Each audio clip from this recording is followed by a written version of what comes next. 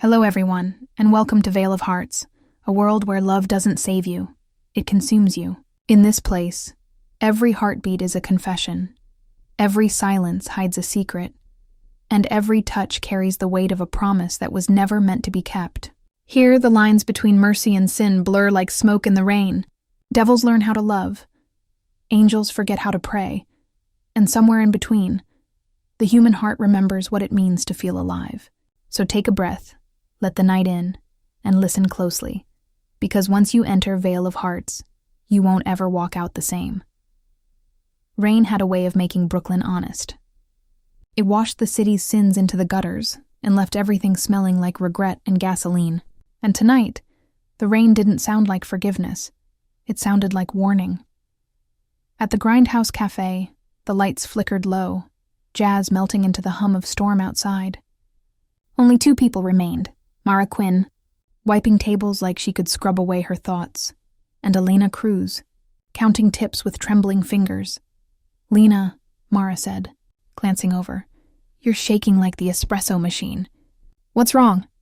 Elena's eyes were glassy, haunted. "They said he's coming tonight." Mara frowned. "Who?" Elena hesitated. "Damien Vero." The name hit the air like thunder. Even the neon outside seemed to buzz quieter. Mara's hand froze mid-swipe. Damien Vero, the man who owned half of Brooklyn's nightlife, a quarter of its cops, and all of its fear. "No one met Damien Vero. You just owed him. Why would he come here?" Mara asked. "Because I owe him," Elena whispered. The words landed heavy. Then the doorbell chimed. A small, innocent sound that didn't know what it was announcing. The gunfire of rain softened for a moment, as if the city itself was holding its breath. He stepped in, tall, controlled, sharp suit in obsidian black, the kind of dangerous that didn't need an introduction. Two bodyguards shadowed behind him, the kind of men whose silence cost lives. And when his gaze swept the cafe, the air changed. Elena stammered, "Mr. Vieiro, I was going to—" He raised a hand, stopping her. Then, with precise calm, dropped a small velvet pouch onto the counter. It made a dull, heavy sound, gemstones against wood. "Your debt," he said, voice smooth as silk and twice as cutting. "Paid in pity," he tilted his head. "Tell me, Miss Cruz, is your dignity worth that little?" Elena's face crumbled. Her breath hitched. Mara didn't think. She moved, smack. The sound cracked through the cafe like lightning. For a second, even the rain forgot to fall. Mara's palm stung. No one gets to make her feel small. Silence stretched. Damien turned his head back slowly, blood tracing his lip. Mara thought she'd just signed her death warrant. But then, he laughed. Low, dangerous, real. He wiped the blood with his thumb, eyes glinting. "Finally," he murmured, a smirk curving. "Someone real." One bodyguard twitched, but Damien's single lifted finger froze them. "What's your name?" he asked. "Does it matter?" "It will." He pulled on his gloves, calm again, the storm neatly folded back inside him. At the door, he paused. "Keep the pouch. Consider it a tip." The bell chimed once more, softer this time. Then he was gone. The rain outside picked up again, slow, heavy, like the city exhaling. Mara exhaled too, the adrenaline draining from her veins. Elena collapsed into quiet sobs. "Mara," she whispered. "You don't understand who that was, what he can do." "Oh, I understand," Mara said, her voice trembling but steady. "I just don't care." But when she looked at her reflection in the glass, eyes wide, pulse still racing, she realized she did care. Because no one had ever looked at her the way he did, like she'd reminded him he was still human, and somehow, that was more terrifying than death. Outside, in the back seat of his car, Damien Vieiro stared out the rain-streaked window. The city blurred into streaks of gold and shadow. His bodyguard cleared his throat. "Boss, you want us to go back? Handle the girl?"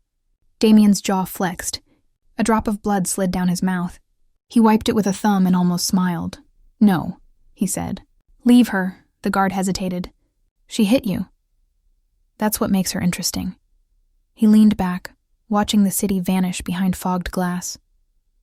The gunfire's gone, he murmured, but its echoes still in the air. Brooklyn, for the first time in years, felt alive again. Later that night, Mara locked the cafe door, her hands still shaking. Elena gripped her arm. You shouldn't have done that. Maybe not, Mara said quietly, but someone had to. As she stepped into the drizzle, the world smelled like rain and adrenaline. Her pulse wouldn't calm. Her thoughts wouldn't stop, because somewhere in the storm, she could almost hear that voice again. Finally, someone real. She didn't know it yet, but that single slap had already rewritten both of their fates.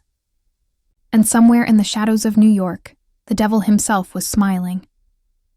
Morning light didn't feel like mercy. Brooklyn was still wet from last night's rain, and the city smelled of rust and old secrets. Mara hadn't slept.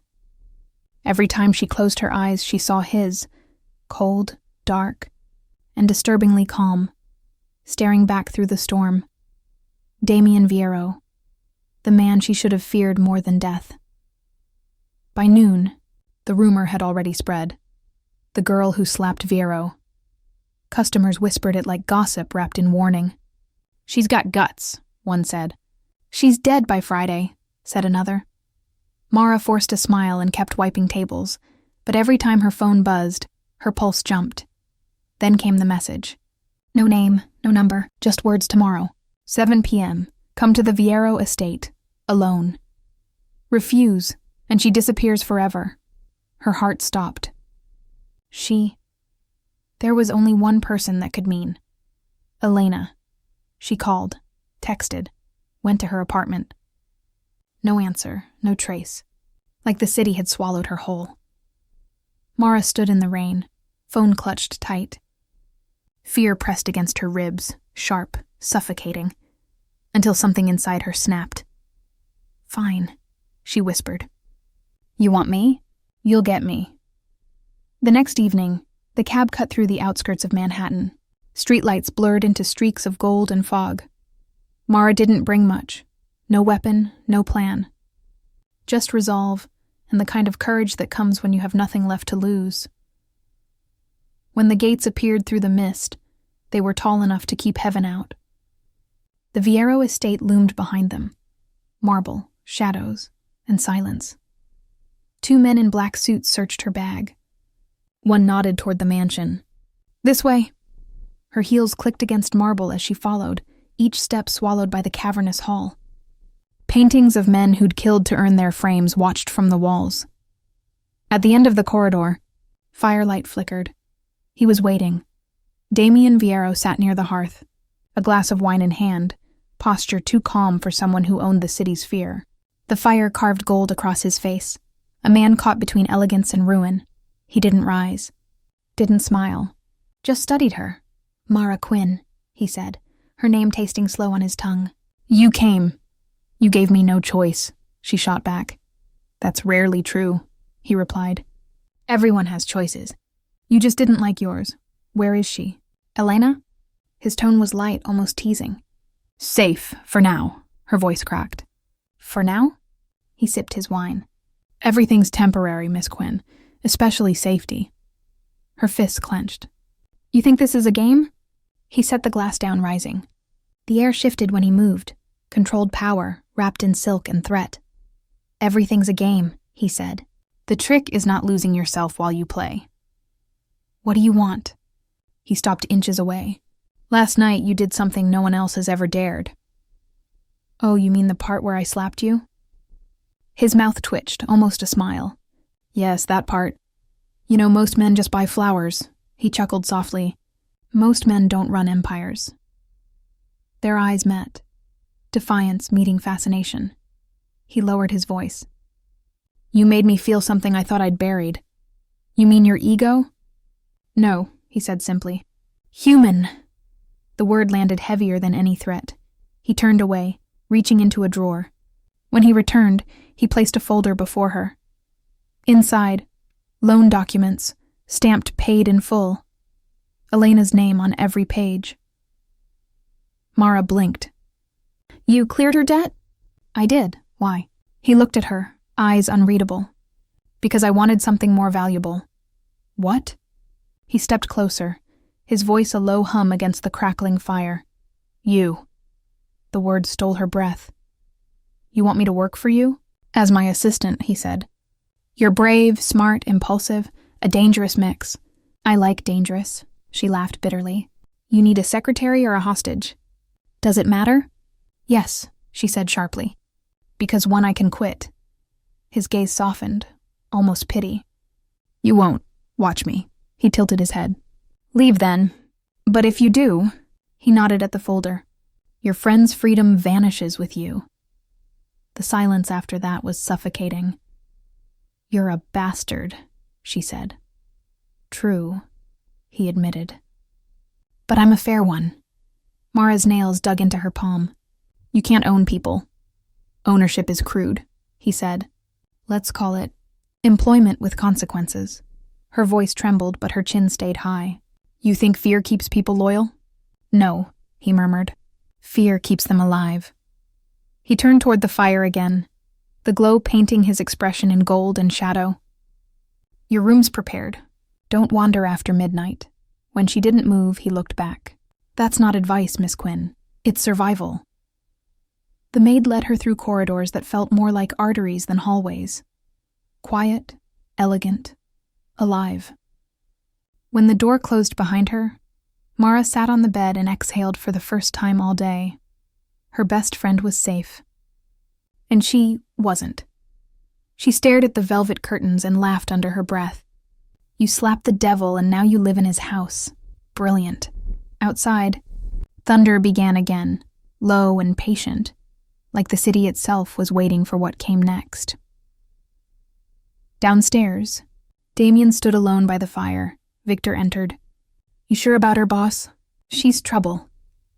Damien smiled faintly, eyes never leaving the flames. That's the point, he said. Trouble keeps things interesting. That night, Mara lay awake, the rain whispering against the windows. Somewhere in the mansion, the devil who summoned her was smiling. And somewhere deep inside her, beneath the anger and fear, a dangerous curiosity began to bloom. Morning came too bright for a house that had forgotten how to feel light. The Viero estate glimmered under a pale sun. Marble, silence, order. Everything was polished to the point of sterility, a perfection that dared her to breathe wrong. Mara stood by her window, tracing the symmetry of the gardens below. Every hedge, every rose, every path aligned like the inside of a mind that feared chaos. Perfection, she thought, was just another word for captivity. Outside, a gardener clipped the roses with surgical precision, the sound like soft applause for control. Then a knock. Miss Quinn, a voice called through the door. Mr. Viero requests your presence for breakfast. Requests the politeness of command. The voice was polite, but she caught the shadow underneath, the unspoken and don't make him wait. The clothes laid out for her were too fine. A silk blouse, charcoal trousers, and a small note folded beside them. There is always a choice. Even if it's only how you walk into the room. She stared at it for a long moment. He was toying with her, or maybe testing her. She couldn't tell which frightened her more. The hallway stretched endlessly. She passed 2 guards who didn't look at her, cameras blinking from the corners. The smell of polished oak, the hush of money and menace. Everything designed to remind her that this was no home, only a monument to control. When she entered the dining room, Damien was already there, posture crisp, eyes hidden behind the morning paper. The coffee steam curled between them like a border. You're late, he said, still reading. It's 7:01. He folded the paper neatly, set it aside. 60 seconds. You'd be surprised how much can change in a minute. You time your mornings by the second? I time everything. Time is the only thing I can't buy back. And yet you wasted eating breakfast with someone who slapped you. He looked up finally, the faintest hint of amusement breaking his composure. That's what makes it worth it. The silence between them had a pulse. He poured her coffee, and black, steady, unhurried. She watched his hands, Precise yet scarred. The kind of scars you don't get from accidents but from choices. You pour coffee like it's a contract, she said. Maybe it is. What are the terms?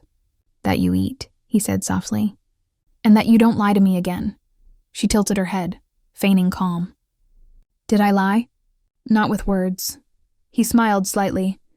But you did with silence. Her appetite vanished. You analyze people for sport, don't you? I analyze to survive. Sport is for those who still believe in safety. She almost laughed, because the worst part was that she understood. By noon, the house had changed skin. The polished calm gave way to a low thrum of voices, footsteps, phones. The pulse of an empire at work. Mara sat in a conference room that smelled faintly of paper and tension. Victor, Damien's right hand, lingered by the door, impassive, dangerous. At the table, Damien spoke in a voice that could have carved marble. Calm, absolute, lethal. She typed while he negotiated, her fingers keeping rhythm with the conversation. The words blurred after a while. Profit, leverage, shipment, deadline. All dressed in civility, but edged with threat. Then someone lied. She saw it before he did. The twitch, the sweat, the glance away. Damien rose. You lied to me yesterday, he said, voice quiet enough to terrify. You have 10 seconds to fix that. The man stammered something, shaking. Damien sighed. 5 seconds too long. He nodded once to Victor. A door opened. Closed. Silence. The air turned heavy. Mara's fingers hovered above the keyboard, trembling. Keep typing, Damien said. Type what? She snapped. That you killed someone between coffee breaks? He looked at her. Not angry, just tired. Write whatever makes it easier to live with, Miss Quinn. Her breath hitched. You talk about killing like it's math. It is, he said. Numbers, leverage, consequences. I remove variables. She stared at him, and saw for 1 second the exhaustion buried under precision. He wasn't proud of it. He was haunted by it. You could stop, she said quietly. He gave a small, humorless smile. And leave the world to men worse than me? There it was, the monster's justification. The devil convinced he's a necessary evil, and yet she couldn't hate him for it. Not completely.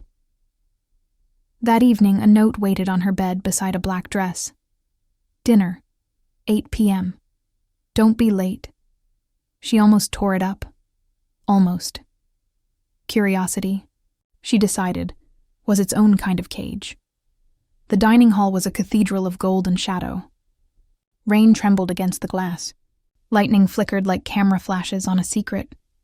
Damien poured wine as she sat down. You look better in black, he said. That's because it hides the blood, she answered dryly. He laughed softly, the sound more dangerous than his threats. You think I bruise people? I think you bruise everything you touch. He leaned back, studying her. You don't seem afraid. I'm not sure you know what fear looks like. They ate in silence for a while. Then she said, Do you ever get tired of control? Control keeps me alive. And what keeps you human? He paused. A flicker passed behind his eyes. You assume I still am. Her voice gentled. You're too careful to be empty. He looked at her, really looked, and something unguarded cracked through. I haven't been careful for a long time, he said. The storm outside grew louder. When the plates were cleared, he stood. Come with me. The piano room smelled of candle wax and dust, a place of memory, not power. Didn't expect you to play, she said. Not well, he murmured, but it's one of the few things I can't ruin. He sat, fingers grazing ivory like he was afraid to leave fingerprints. The first note stumbled, then steadied. Not perfect, but painfully honest. You hide behind precision, she said quietly. But when you play, you sound almost free. Freedom's expensive, he said. I already paid for power. Then maybe ask for change. That made him laugh. Quiet, disbelieving. You really don't fear me? I do. I just don't let it choose for me. He turned to her, the light catching the faint scar near his jaw. You look at me like I'm worth saving. Because you haven't stopped trying. she said. He stepped closer. One breath, two. You make me want to be that man, he whispered. Then be him. The world doesn't let me. Then stop asking the world for permission. For a moment, the air between them hummed. Thunder, candlelight, and something unspoken. Then he stepped back, breaking the spell. You should rest, he said. We both have wars to fight in the morning. She didn't move. Which war is this one? The kind that leaves no winners. That night, Mara lay awake, the melody from his piano still echoing faintly in her chest. The house felt too quiet, as if it were listening to their thoughts. She'd seen it now. The fracture in his armor, the ghost behind the mask. And though she hated herself for it, a single thought refused to die. Maybe the devil wasn't born. Maybe he was made, and maybe he wanted to be unmade. Night pressed close around the Viero estate. The house slept, but the air did not. Mara lay awake, eyes fixed on the faint ripple of moonlight against the ceiling. The melody he'd played still haunted her, fragile, unfinished, looping in her head like a question that refused to fade. Maybe the devil wasn't born. Maybe he was made, and maybe he wanted to be unmade. The thought wouldn't leave. Neither would he. Somewhere deep inside the mansion, a door clicked shut. Footsteps, distant, disciplined. The rhythm of power moving through its own cage, then the first sound of thunder. Soft at first, then closer. The storm had been waiting all day for an excuse to break. The lights flickered once. Then again, and suddenly, the world went dark. The silence afterward was too complete. The kind that made you realize how alive everything had been a second before. Mara sat up, heart thudding. Great, she whispered to herself. Perfect time for the power to die. A faint hum of electricity shivered through the walls. Then, a voice, low and too close. You always talk when you're nervous? She turned sharply. Damien's silhouette stood by the piano, ghost-like under the pulse of lightning. You move like a shadow, she said, and you think out loud. I wasn't nervous. Your heartbeat disagrees. Maybe it's just bored. The corner of his mouth lifted, a rare, real smile. You lie badly. Before she could respond, a sound split the night. A gunshot, distant but real. Damien froze. Then another shot, closer. He crossed the room in 2 strides, pulled her down behind the couch. Stay low. What's happening? Not sure yet. But if I say don't move, I won't, she finished, though her breath shook. He glanced at her once, eyes sharp even in the dark. Good, the storm roared, rattling the windows. Lightning strobed the room, once, twice. And in that brief light, she saw his face, calm, calculating. A man who'd stood in fire before and learned not to flinch. Then, movement in the hall. A shadow that didn't belong. Damien's hand went to the gun at his side. Stay down. Damien, he turned, voice low but final. Don't. Speak. A figure burst through the door. 2 shots. A cry. Silence. Mara's body jerked before she realized she'd covered her head. When she looked up, Damien stood framed in lightning, gun raised, smoke curling from the muzzle. The intruder lay still. He didn't move for a heartbeat, then exhaled, tension slipping from his shoulders like armor unbuckled. When he looked at her, his voice was steady. You're safe. Safe. The word didn't feel real. You handled it, he said simply. He crouched beside her, inspecting her face for injuries.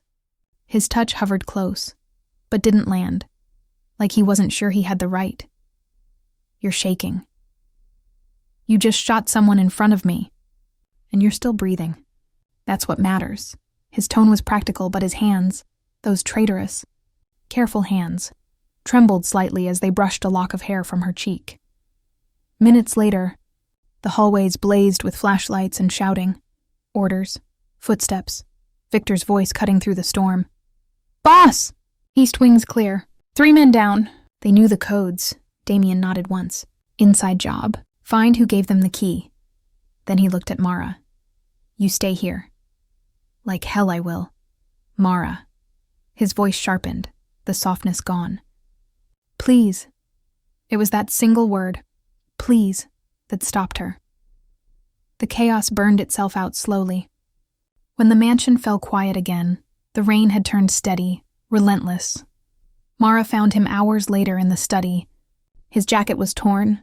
A thin line of blood traced his temple. You're bleeding, she said. He glanced up, eyes faintly amused. So are you... From worry, she ignored him, grabbing a towel. Sit, he did, to her mild shock. She pressed the towel to his brow, careful but firm. You don't have to... Stop saying that, she murmured. You saved my life. Let me return the favor. He went still beneath her touch, the silence between them filled with rain and something heavier. You could have run, he said finally. You told me not to move. He laughed quietly, a short human sound. You really do follow orders selectively. You sound surprised. I am. Because no one listens to you? Because no one stays. The words slipped out before he could catch them. Mara froze. He looked away, suddenly fascinated by the storm outside. Fear built this empire, he said after a moment. It keeps me alive. It also keeps everyone else away. And that's what you want? It's what's left. She studied him, the hard lines, the quiet voice, the exhaustion behind it all. You could stop being what they expect, she said softly. You could start over. He smiled faintly. You make it sound easy. I make it sound possible. Later that night she found him again, standing alone in the garden, rain falling silver around him. The lights from the mansion glowed dimly behind, but he didn't turn. You'll catch pneumonia, she said. I've had worse. She stepped closer, until the rain hit her too. You're changing, she said. Maybe remembering. What? What it felt like to be human. The rain softened for a breath. He turned to face her, eyes dark and alive, stripped of all their armor. You can't save everyone, she said. Not even me. He gave a tired smile. You're the only one I want to save. The words landed like lightning, quiet but absolute. Why? She whispered. Because you look at me like I'm not a monster. You're not, she said. You just learned to survive like one. He reached up, brushing a wet strand of hair from her cheek. A small, reverent touch that felt heavier than any confession. The contact lingered, neither of them daring to breathe. You should go inside, he murmured. You should stop giving orders like they're goodbyes. He almost smiled. If I ever stop, it means I've already lost. Maybe losing's the only way to win, she said. Something flickered in his eyes. A crack. A spark. Something alive trying to surface. He took a step closer, his voice barely above a whisper. Mara, she met his gaze. Yes.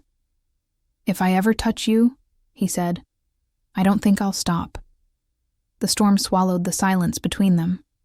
And still, neither moved away. For one long heartbeat, the world felt fragile.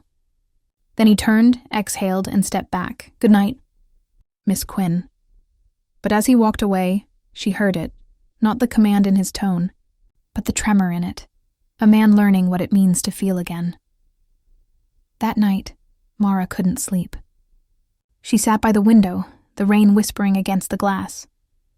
Every flash of lightning illuminated the garden, and for a second, she swore she saw him still standing there, head bowed, rain washing through the darkness around him. The melody from his piano returned, soft, fractured, human. And she realized what terrified her most wasn't the danger, or the empire, or even him. It was how, in his arms, the dark no longer felt like a threat. It felt like home. Brooklyn didn't sleep that night. It only trembled, a wounded beast whispering through rain and neon. Rumors spread faster than bullets. Damien Viero, the man who ruled the city with fear, had slaughtered 12 men for a woman. In the top floor of his mansion, the lights were still on.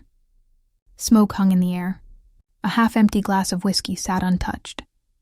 Damien stared at his hands, the same hands that had built an empire, and felt them shake. Not from fear, but from the realization that somewhere between violence and devotion, he had crossed a line he could never return from. The door creaked open. Victor stepped in, weary, cautious. "The council's called an emergency meeting," he said. "They think you've lost control. DeLuca is positioning himself to take your seat." Damien didn't look up. "Let him try." "Boss, they're saying love made you soft." He laughed once, humorless. "I killed 12 men last night. Does that sound soft to you?" Victor hesitated. "No, it sounds desperate." Damien finally lifted his gaze. "Maybe it is. Maybe I finally have something worth being desperate for." Mara stood outside where roses once bloomed. Now the bushes were blackened, burned by last night's fire. Behind her, she heard him. His footsteps were slower these days. "You shouldn't be out here," he said. "I can't breathe in that house anymore," she replied. "It smells like fear and on the walls, in the air, in you." He stopped beside her. "You think I'm afraid?" "Not of bullets," she said softly. "Of yourself." For a heartbeat, neither spoke. Then he smiled, broken, tired. "The worst thing about love, Mara, it makes devils believe in hope. Then let it teach you to be human. No one forgives a devil." "I didn't come to forgive you," she said. "I came to stay." He turned toward her, eyes dark as storm water. "If they know you're my weakness, they'll use you." "Then let them," she whispered. "Maybe they'll see that the devil bleeds too." He stepped closer, rain starting to fall between them. "You don't understand," he said. "If they come for you again, I won't stop at killing. I'll burn the world. Then you'll burn yourself first." He looked away, because she was right. The council met under chandeliers that glowed like false halos. 5 men, 5 kings of ruin, and Damien, the fallen one, standing before them. Lorenzo DeLuca spoke first, voice slick with arrogance. "Word on the street is you traded blood for affection. Tell me, Damien, is it true?" Damien's reply was calm. "People say many things. Most of them don't live long enough to finish their sentence." A ripple of laughter, but Lorenzo leaned forward. "Emotion makes men predictable.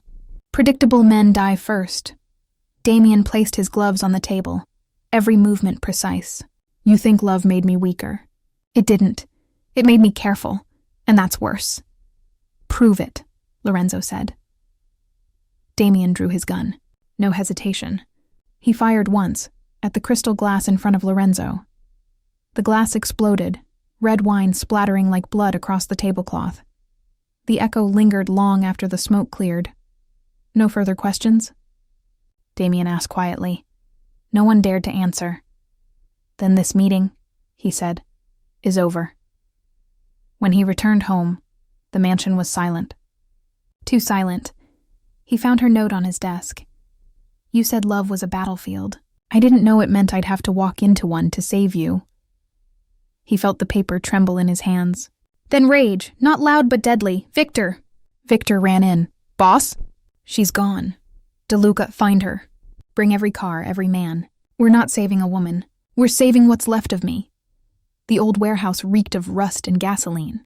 Mara sat bound to a chair, the single bulb above her swinging with the wind. DeLuca circled her like a vulture. "Funny, isn't it?" he said. "A monster undone by a girl." "You don't understand," Mara whispered. "He doesn't kill because he's a monster. He kills because he's afraid." "Afraid of what?" "Of losing what he loves." Before DeLuca could laugh, the power cut out. The door burst open. Gunfire tore through the dark. Screams, smoke, the metallic scent of death. When the noise stopped, Damien stood in the doorway, soaked in rain, eyes blazing. He shot the last guard without looking. Then silence, broken only by his breath. "Mara," he called. "Here." He crossed the room, cutting her free. The ropes fell away. She collapsed into his arms. "They touched you," he whispered. "That means they die." "Damien, they touched you," he repeated, voice trembling. "That means I burn the world." "Then you'll burn with it," she said, clutching his shirt. "Please look at me." He did. And what she saw in his eyes wasn't rage. It was ruin. "I thought I lost you," he said. "And for a moment, I wanted to lose myself too." She pressed her hand against his cheek, wiping blood from his face. You found me instead. Weeks later, the papers said Damian Viero is dead. Explosions destroyed his southern holdings. The empire of fear was gone, but the papers lied. Somewhere along the southern coast, a small cafe opened by the water. Locals said the man who ran it never spoke much, that his eyes carried storms, but his hands brewed perfect coffee. Every morning, the woman beside him opened the shutters and let the sunlight in. They never mentioned Brooklyn. They never used their old names. Sometimes, when the sea was quiet, he would whisper under his breath, "Maybe the devil learned to love." And she would smile, tracing the scar along his hand. "No," she'd say. The devil didn't learn. He remembered. Outside, the waves rolled in, soft, endless, forgiving. And for the first time, Damian Viero didn't look like a legend or a ghost. He looked like a man finally at peace. The city didn't sleep that night. Thunder rolled low across the skyline, shuddering through glass towers and narrow alleys. And somewhere between the sound of rain and the hum of sirens, Brooklyn whispered the devil's name, Damian Viero. Inside the estate, time felt heavy. A fragile pause before something broke. Mara sat in his study, the fire dying low in the hearth. Papers covered the desk, blackmail ledgers, coded notes, gun manifests. She didn't understand half of them, only that every number meant someone's fear, someone's blood. Damian had been gone since dusk. A meeting, Victor said.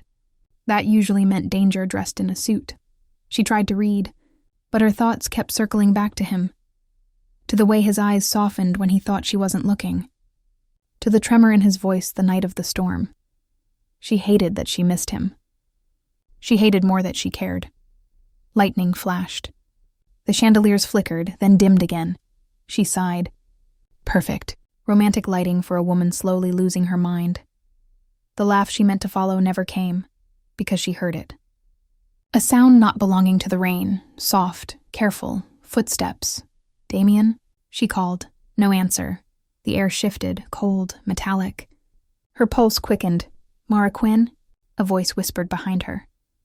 She turned, but the world went black before she could scream. She woke to the smell of oil and rust.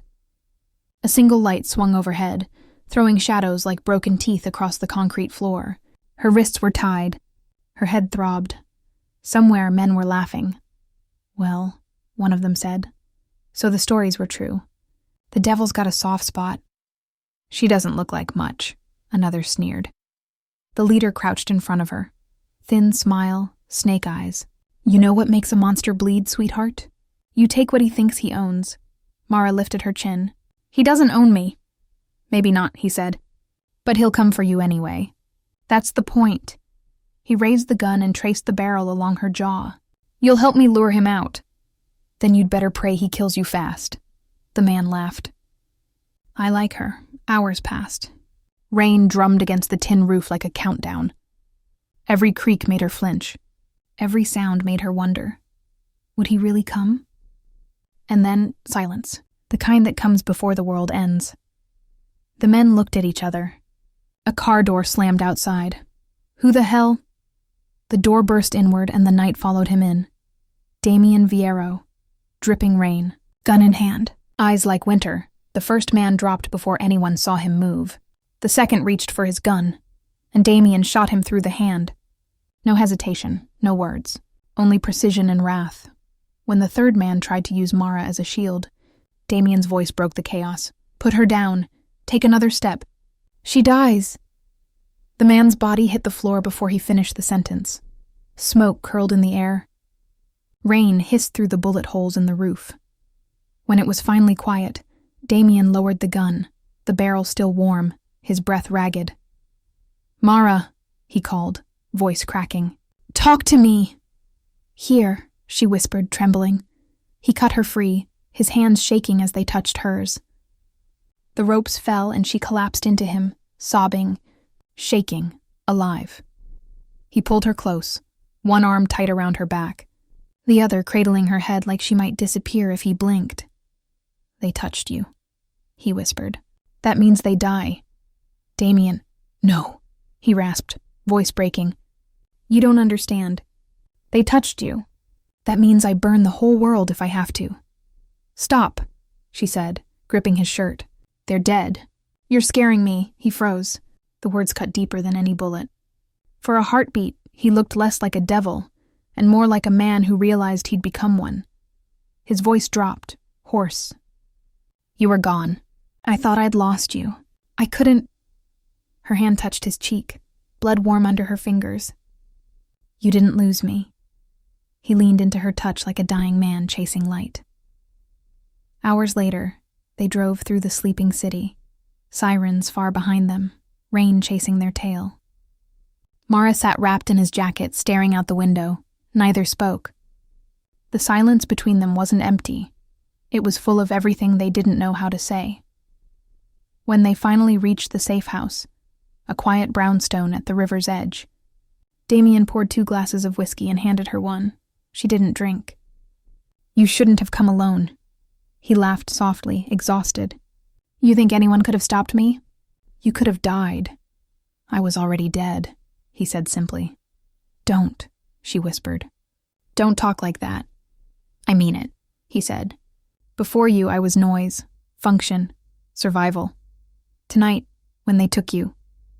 He paused, knuckles white around the glass. I felt something break. That's not weakness, she said. He smiled bitterly. In my world it is. Then maybe your world is wrong. He looked at her, and for a long time neither moved. Rain tapped against the window like a slow heartbeat. Later, when she finally slept, exhaustion pulling her under, Damien sat by the fire, staring at his reflection in the glass. His hands still smelled of gunpowder. His shirt was stained with someone else's blood. But the part that haunted him most wasn't what he'd done. It was how easy it had been. Victor entered quietly. You did it. She's safe. For now. Word spreading. They're saying you've gone soft. Damien's mouth twitched. Good. Let them wonder what kind of devil falls in love. Victor frowned. And if they use her again? Damien's eyes went dark. Then I stopped being human. You ever were? He looked back at the sleeping figure on the couch, the faint rise and fall of her breath. I'm starting to think I could be, he said. The next morning, the rain stopped. Mara woke to find him sitting by the window, unshaven, still in last night's clothes. You didn't sleep, she said. He didn't answer. Damien. He looked at her, tired eyes, but softer somehow. Every empire has its cost, he said. I built mine on fear, but last night I learned what fear really is. What? Losing you, her breath caught. Don't say that. It's the truth. She crossed the room slowly, kneeling in front of him. You can't keep living like this. Half human, half weapon. He gave a broken laugh. You think I know how to stop? She reached for his hand. Then let me remind you. He stared at their hands. Hers small and steady. His scarred and trembling. And something inside him gave way. I don't deserve you, he whispered. Maybe not, she said softly. But you still have me. He kissed her then, not like a conqueror, but like a man surrendering. No power, no games, just raw, terrified truth. The world outside went quiet. The city, the rain, the ghosts. Only 2 people left, learning what it meant to be broken and still reaching for each other anyway. That night, long after she'd fallen asleep in his arms, Damien whispered into her hair. Love is the only bullet I can't dodge. And for the first time, he wasn't sure if he wanted to. The town slept close to the sea, a handful of houses pressed against the wind. Every morning, fog came first, rolling down the hills like a memory that refused to fade. The sea answered with a hush, slow and patient, smoothing the stones along the shore. Nothing dramatic ever happened here. That was its quiet mercy. At the edge of the street stood a small cafe whose sign had long lost its paint. Only faint letters remained, Soul and ash. Inside, light spilled through lace curtains, catching the dust in slow swirls. The smell of coffee and rain filled the room. Not the sweet scent of city cafes, but something earthier, touched by smoke and time. Mara lived above it. Each morning she came down the narrow stairs barefoot, her hair unpinned, the echo of waves following her. She spoke little. She had learned that silence was its own form of prayer. When she ground the beans, she did it by hand, slow and steady, as though keeping time with a heartbeat no one else could hear. There was always an extra cup waiting on the counter. She never explained why. The locals assumed it was habit. The older ones whispered it was grief. But if you asked her directly, she would only smile and say, "It's for someone who still keeps their promises." After opening the shutters, she would look toward the horizon. Some mornings the light broke clear and gold. Others the fog refused to lift, and the sea looked like glass. She loved both, the certainty and the uncertainty of them. That was life now, a balance between what remained and what could never return. No one in town knew much about her past. They liked her calmness, the way she remembered everyone's order, the way she listened more than she spoke. The few who lingered long enough noticed the faint scar that crossed her wrist, the way her gaze sometimes drifted far beyond the shoreline, into a world they couldn't see. When they mentioned the old stories, about the devil of Brooklyn, about smoke and blood, and the night the city burned, she listened quietly, hands wrapped around her cup. She never denied the tales, but she never confirmed them either. "Stories," she would say, "are only true when they're needed." One rainy afternoon, a stranger came in, an older man, gray at the temples, walking with a cane polished smooth by years of use. He took the empty chair by the window, the one that always waited, and watched the waves for a long while before speaking. "This place," he murmured, "feels like it was built on a memory." Mara's lips curved into a polite smile. Everything beautiful usually is. He looked up at her, his gaze sharp but kind. "There's talk of a man who disappeared. Some think he ran, some think he died, but others say he learned to live differently. If that were true, where do you think he would go?" She placed his coffee down carefully. "Somewhere the world can't find him." When he left, he placed a single red rose on the table. The petals were damp, as if carried through rain. When she touched it, warmth lingered on the stem, the trace of a pulse that shouldn't have been there. That night, the sea was restless. Wind pushed against the shutters. The lights flickered. Mara sat at her desk upstairs and began another letter in her small, neat handwriting. "To the life we left behind, tonight the tide feels heavy. Maybe it's carrying something back. Maybe it's carrying me forward." She signed nothing, folded the page, and lit a match. The paper curled, edges glowing orange before dissolving into black. The smoke wound upward, found the open window, and slipped out into the dark. She whispered after it, "Find him." Winter came quietly, whitening the cliffs, salting the roofs with frost. The cafe stayed warm. People still came, travelers, fishermen. The lonely, drawn by the comfort of her voice and the way the air smelled of rain and roasted beans. Sometimes, when she was closing for the night, she would hear footsteps on the stairs, or the faint creak of the floorboards above her. She never went to check.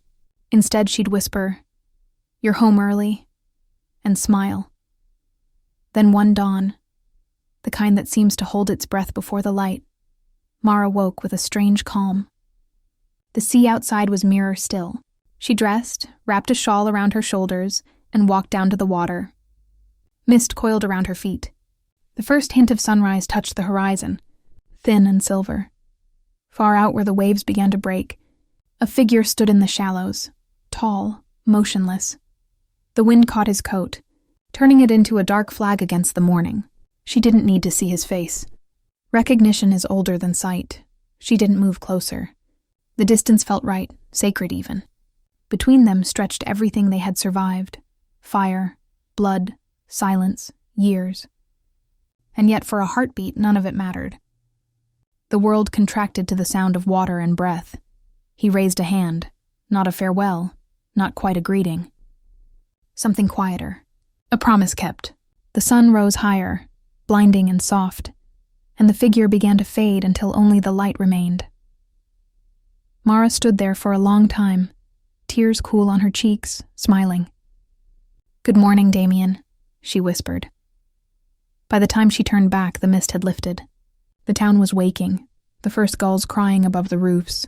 She returned to the cafe, opened the door, and began the day. Years folded themselves neatly after that.